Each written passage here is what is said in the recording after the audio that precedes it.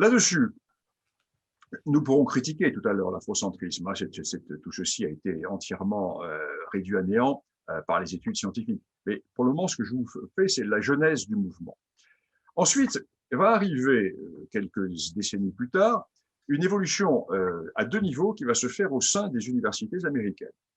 Les universités américaines qui vont être divisées en deux grandes catégories, une petite minorité de grandes universités dans lesquelles les concours d'entrée sont très difficiles, et une autre catégorie d'universités de bas niveau ou de niveau inférieur, qui vont être colonisées justement par les étudiants qui n'ont pas pu rentrer dans les grandes universités et par les professeurs qui n'avaient pas le niveau pour rentrer dans les grandes universités.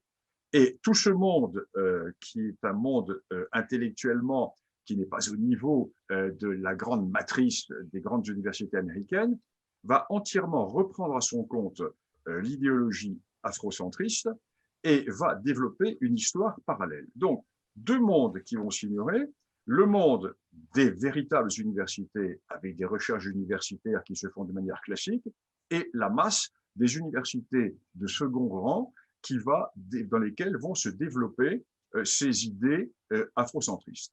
Là-dessus, vont arriver les événements des années 2000 et quelques, avec l'apparition du terrorisme islamique, avec les attentats de New York, etc.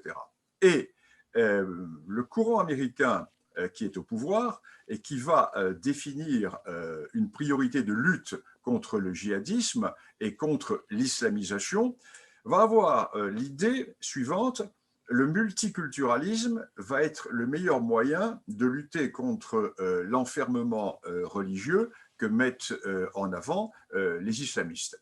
Et c'est à ce moment-là que va se produire une deuxième rencontre qui va voir ce mouvement qui au départ est parti du monde francophone et qui est parti dans le monde anglophone nous revenir en France, quand le président Obama va organiser, notamment en France, des sessions de formation pour les jeunes des banlieues. Alors, ceci va être organisé par l'ambassade des États-Unis, tout ceci est parfaitement connu, et l'ambassade des États-Unis va recruter dans les banlieues françaises des jeunes leaders qui vont être envoyés aux États-Unis pour recevoir une formation et pour être familiarisés à la culture multiculturelle qui, pour l'équipe du président Obama, est postulée être la meilleure défense contre le terrorisme et contre le djihadisme.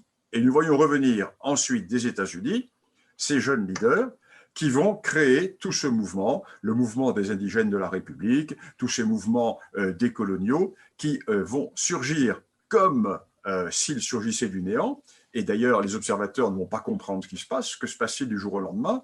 Ça ne surgit pas du néant, parce que je viens de vous expliquer que c'est un phénomène qui a démarré dans les années 1950 et qui a eu une très lente maturation. Alors voilà pour la genèse du mouvement.